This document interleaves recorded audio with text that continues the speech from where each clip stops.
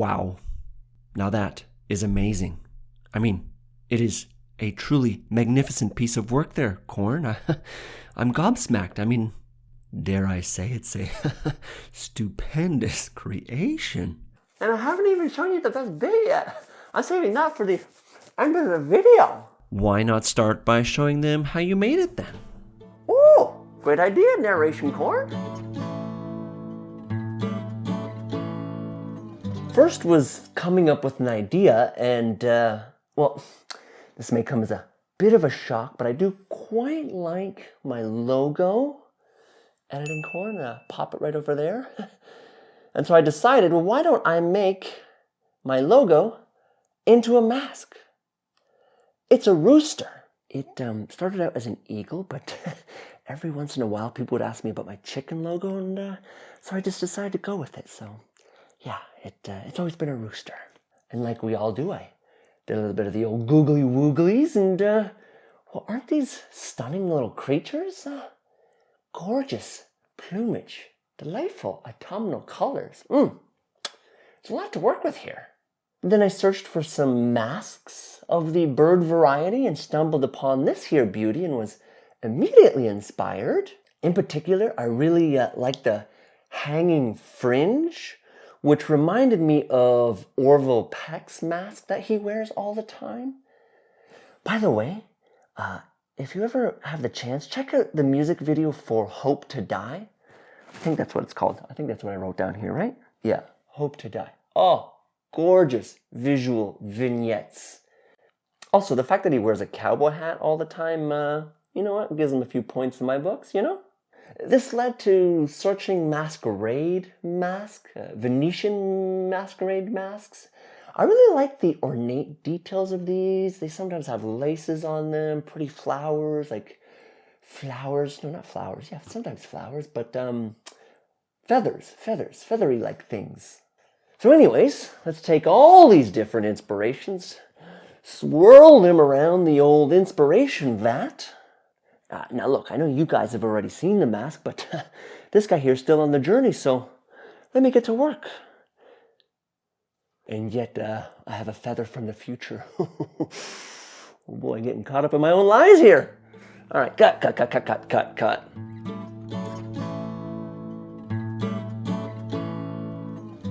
I start out real simple by just cutting out what I think should roughly be the shape out of paper.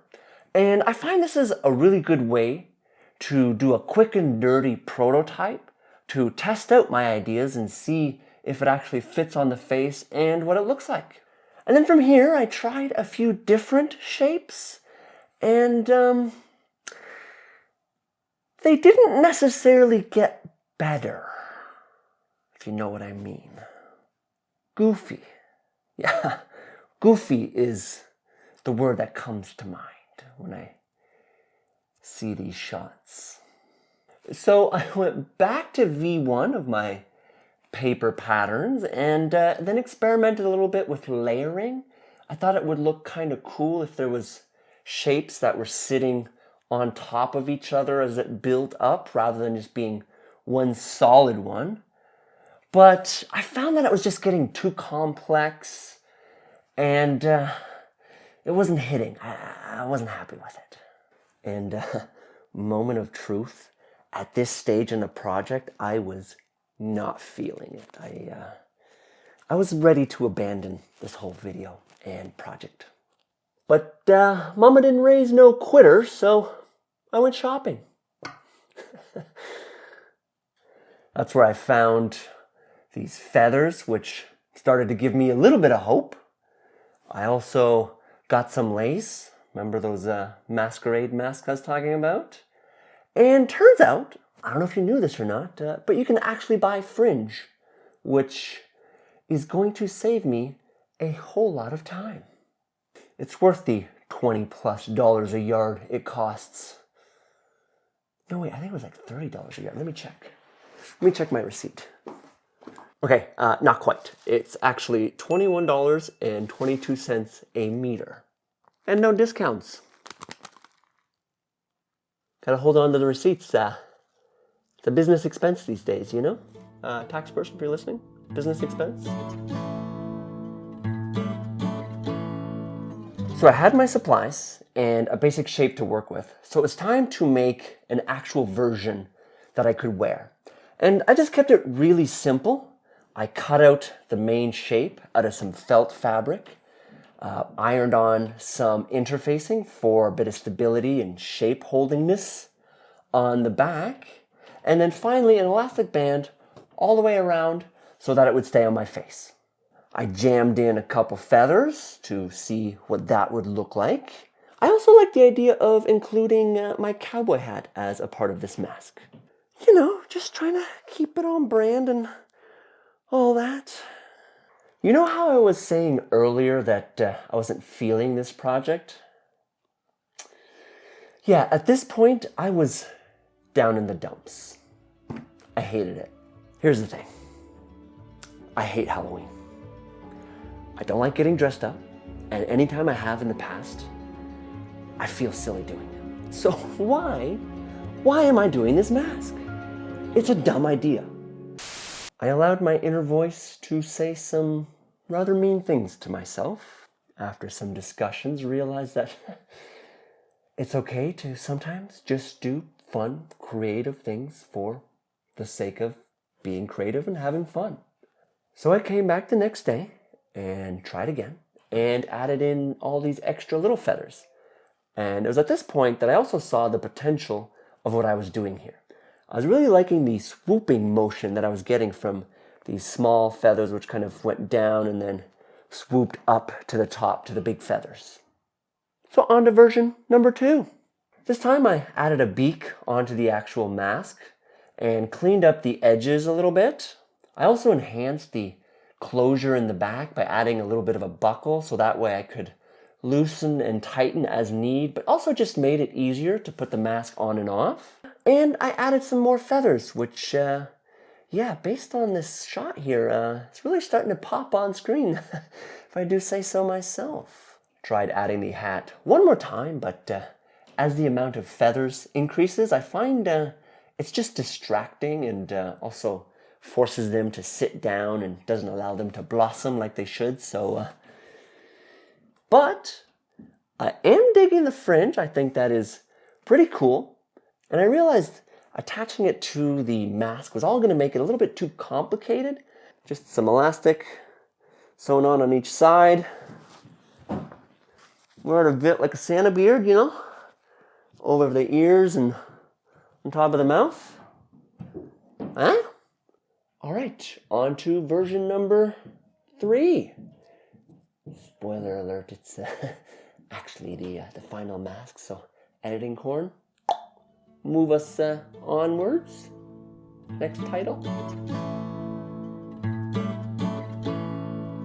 All right, first order of business is trimming out my base layer. And I'm using an acrylic fabric here. Has a nice thickness to it.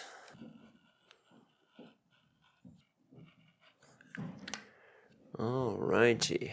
And then repeat the shape, but this time with a woven stick-on, what do you call that? Fusible, yeah, fusible interfacing.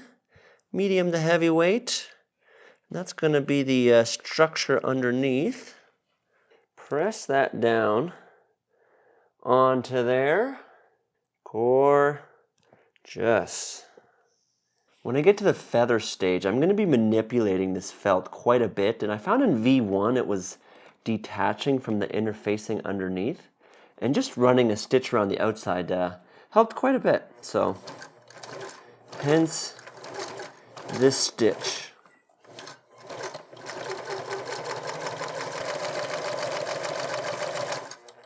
Next up, the beak. And you might be thinking to yourself, probably makes more sense to do it in yellow. And I would tend to agree with you if it weren't for the fact that this is the only color I have available in the house. Plus, also, it's artistic, you know. I'm using very autumnal colors, so let's just pretend that's why. I'm going to sew this one on around the outside as well. While I'm at it, might as well connect these puppies together.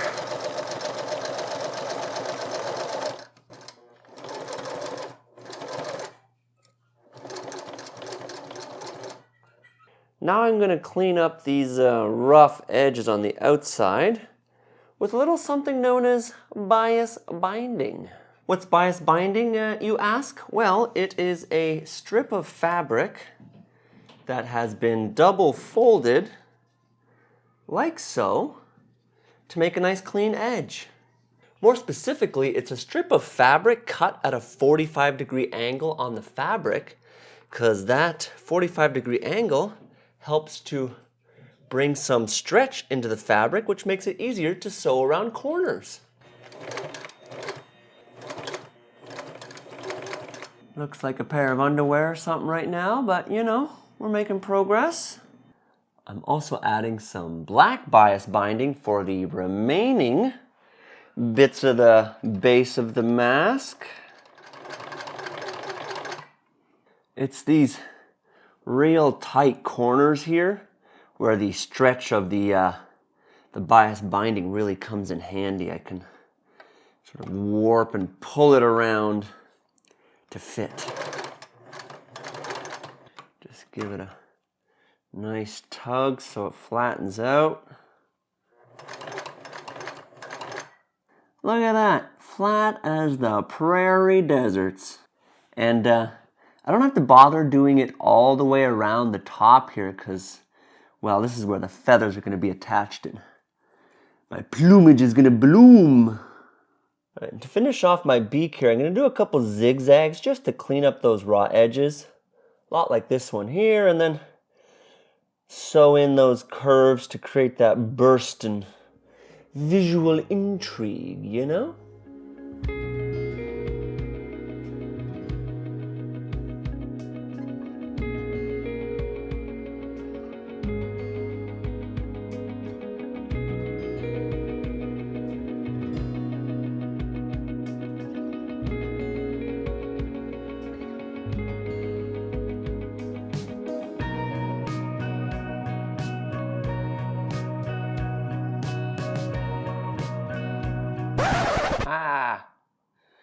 No! It's kind of got Art Deco vibes, which is interesting and unintentional, but cool. Also, I ran out of this color right towards the end, so this one's slightly more saturated here, but just don't pay attention to that, you know? To attach this thing to my face, I'm gonna add some elastic bands on the back end, and it's basically gonna be a strap on one side, and then this three-pronged metally bit on the other side. And it basically just goes through like this, down the other side, like so. And I can just pull it tight. If I want it extra secure, I'll just loop it back through again. Something like this. Yeah, there we go. And voila, this thing is not going anywhere. And I've attached them with just some good old-fashioned zigzag stitches on the inside here. That's the strappy side. And then that's got the hardware. And this bottom one is the one that holds everything up. So essentially, it's sitting on my nose here, and then by tightening this, it sort of holds it in place by sitting on the base of my neck, if that makes any sense. And then the second ones I've put at the top here, and these ones are to hold the ear flaps in place because, well, this is where the feathers are all going to be attached, and so I need that to sit up nicely. And then, to take things one step further, I've got these string lights here. I'm gonna stitch them on around the outside like that, so it lights up and looks all cool like.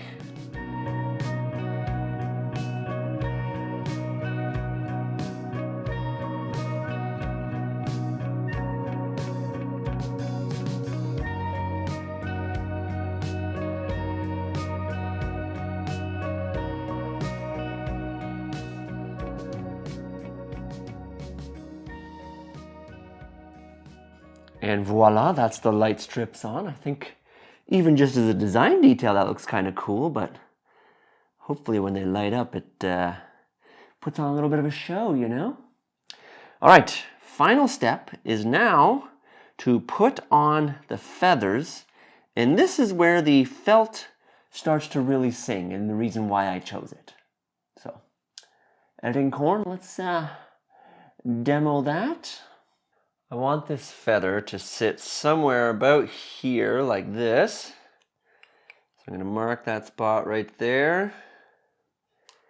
And then I just, with my seam ripper, go ahead and trim open a little section here, like that.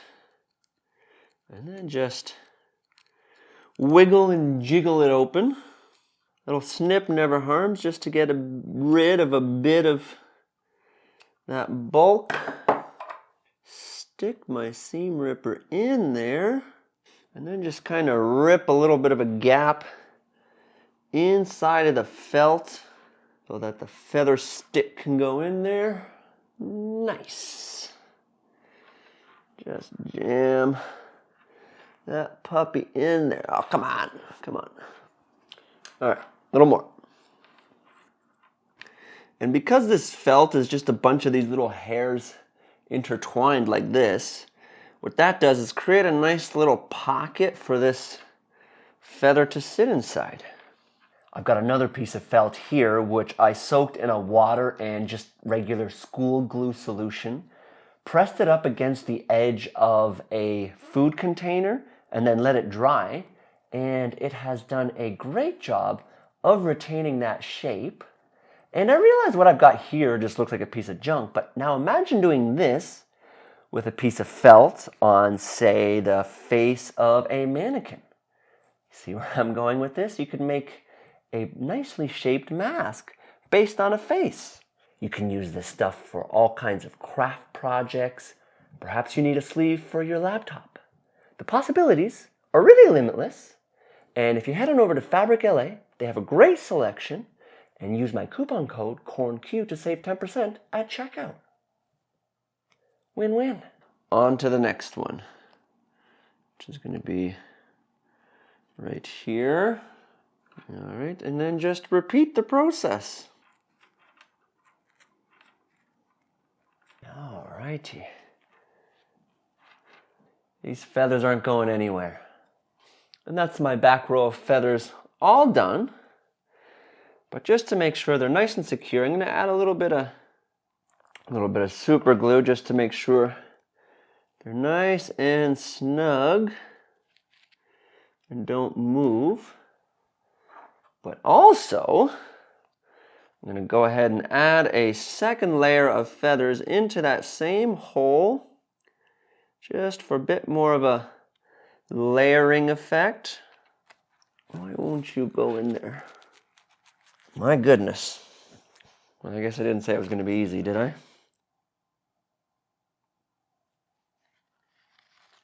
In it goes.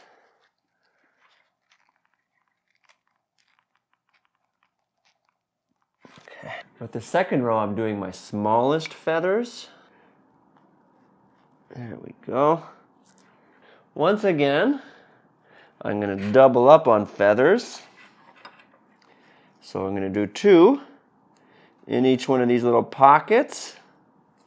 And then finally, one more layer of red flower. Ooh, I can't even speak anymore. One more layer of red feathers. I think that's this side done. Yeah, we'll call it there. And voila, the final mask. Now, as for that best bit that I was saving for the end, well, feast your eyes on these delightful strings of light.